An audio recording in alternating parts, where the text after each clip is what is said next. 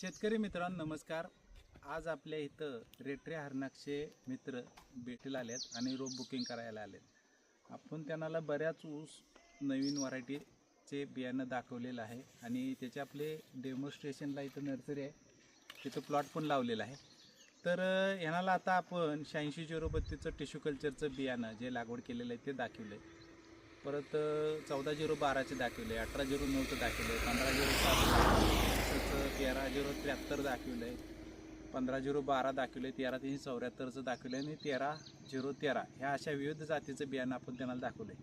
तर मागे जे बघत आहेत इकडं डाव्या बाजूला, तर हा जो ऊस आहे कोईमतूर 86-032पासून तयार केलेला सेकंड स्टेजचं बियाणं आपण लावलेलं आहे 13-013. ही कोईमतूरची नवीनच प्रसारित झालेली व्हरायटी आहे. त्याचं आपल्याला टिश्यू कल्चरचं बियाणं मिळाल्यावर आपण ह्याची लागवड करून परत ते तोडून आपण हा प्लॉट लावलेला आहे.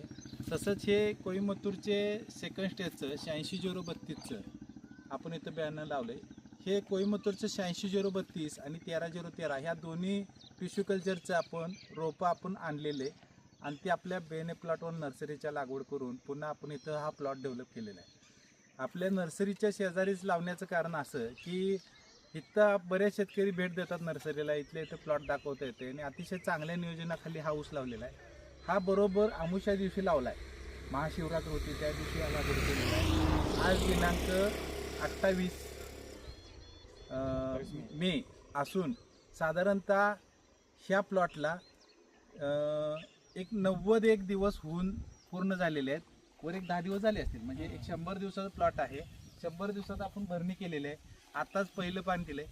भरणी करताना थोडे मळे तुटून थोडंसं ट्रेस आलंय, त्यामुळे ह्या आठवड्यात थोडंसं वीकनेस वाटते प्लॉटला. पण अतिशय चांगलं ग्रोथ आहे, एकही गवताळ वाढ नाही, कुठल्याही कीड रोगाला बळी पडणार नाही असा हे बियाणं आहे. 86-032 बरोबरच ग्रोथ आहे ह्याची.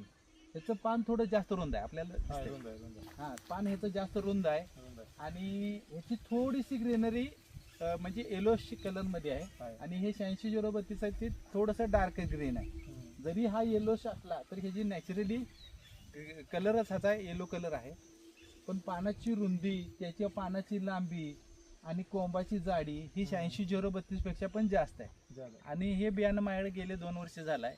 अतिशय चांगलं उत्पादन शेतकऱ्यांना सुद्धा दिलेलं आहे. आता आपण ह्याची लागवड केलेली आहे. तर दादांना इथं पलीकडचा पण प्लॉट दाखवला. तर दादा तुम्ही हा ऊस जो बियाण्याला तोडाल ते साधारणतः ह्याचं 60 टनाच्या आसपास उत्पादन आता निघा लागले. आता हा ऊस आहे तो 11 महिन्याचा आहे. 11 महिन्यात 60 टनापर्यंत ऊस बियाण्याला तुटा लागले. वाढ काढून आपण वजन केलंय त्याचं. तर तो ऊस तुम्हाला एकदम कशी वाढ वाटली?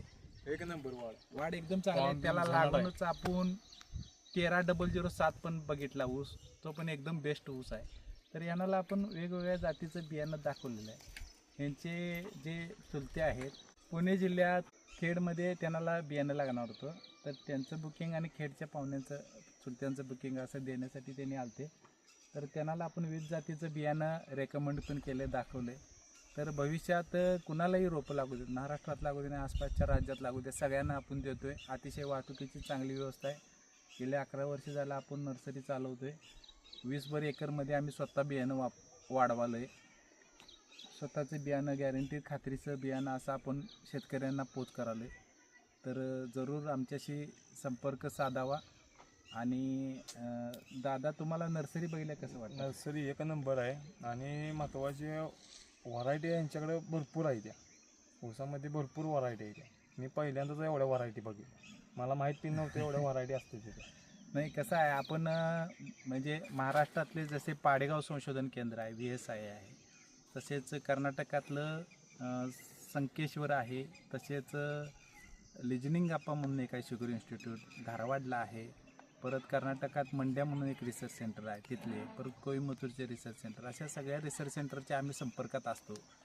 आणि तिथं जे नवीन नवीन संशोधन होतं आहे, ज्या शेतकऱ्यांच्या फायद्याच्या व्हरायटी आहेत, ज्या नवीन काय तर गुणधर्मासहित प्रसारित झाल्या आहेत, अशा व्हरायटी आपण लागवड करून त्याचे रिझल्ट बघून आपल्या जमिनीत कसे येतात हे पाहून आपण पुढे शेतकऱ्यांना बियाणे प्लॉट दाखवून द्यावं लागले. म्हणजे असे येतंय आणि ते तुम्ही लागवड करा, 100% फायद्याचं आहे. पहिल्या पहिल्या 1-2 वर्षात आपल्याकडे पण बियाणं थोडं मर्यादित असते. आम्ही प्रत्येक शेतकऱ्याला 1-2 गुंठ्याचं 5 गुंठ्याचं असं वेगवेगळ्या भागात देतोय. त्यामुळं काय होतं भविष्यात पुढं त्यांना पण कळते आपण स्वतः वाढवलं आणि आपल्या रानात चांगलं आलं हे पुढं वाढवावं. आमच्या पण वेगवेगळ्या भागात बियाणं कसं आलं याच्यावर आम्ही त्याच्या शेजारच्या गावात आसपासच्या तालुक्यात जिल्ह्यात आम्ही असं बियाणं देतो आहे. त्यामुळं आम्ही पण फार मोठ्या प्रमाणात डेव्हलप करायचं नियोजन केलेलं आहे. त्यामुळे शेतकऱ्यांना नवनवीन बियाणाचा वापर केला तर आजचा खर्च कमी होतो आहे. कमी खर्चात उत्पादन जास्त निघण्याचा शेतकऱ्यांचा जे दृष्टिकोन आहे त्याला आम्ही यशस्वी ठरायला लागलो आहे. आम्ही आज रोजी 6-7 राज्यात देतो आहे बियाणं आणि खास करून नवीन जातीचं बियाणं आणि 86-032चं ओरिजिनल ही रोगमुक्तपासून तयार केलेलं टिश्यू कल्चरचं बियाणाचा आम्ही प्रसार करायला लागलो आहे. तर ज्यांना कोणाला लागते त्यांनी जरूर संपर्क साधा. शेतकरी तुम्ही आमच्या नर्सरीला भेट दिला, बियाणे प्लॉट बघितला, तुम्ही जे सांगितलं शेतकऱ्यांना की आम्ही भेट दिलो आहे तर हे बघून आणि परत शेतकरी आम्हाला फोनवरनं संपर्क साधून बुकिंग देतात. कारण प्रत्येकाला येणं शक्य होत नाही, कारण शेतीच्या कामातनं वेळ मिळत नाही, शेतकऱ्यांना वेळ देऊ शकत नाही. बऱ्यापैकी जे ऑर्डर आहेत त्या सगळ्या फोनवरच कन्फर्म होतात. ठराविकच जे शेतकरी फारच उत्साही असतात किंवा कुठल्या तरी इतर कामानिमित्त बाहेर पडले तर आपल्या नर्सरीला भेट देतात, नाही तर बऱ्यापैकी सगळ्यांचे फोनवर संपर्क करतात. तर तुम्ही आमच्या नर्सरीला संपर्क करा. नवनवीन जातीचं बियाणं आपण अतिशय खात्रीशीर देतो आहे. जे सांगतो तेच व्हरायटी आपण देतो आपण शेतकऱ्यांना. तर माझा संपर्क क्रमांक सांगतो 78 75 70 96 75.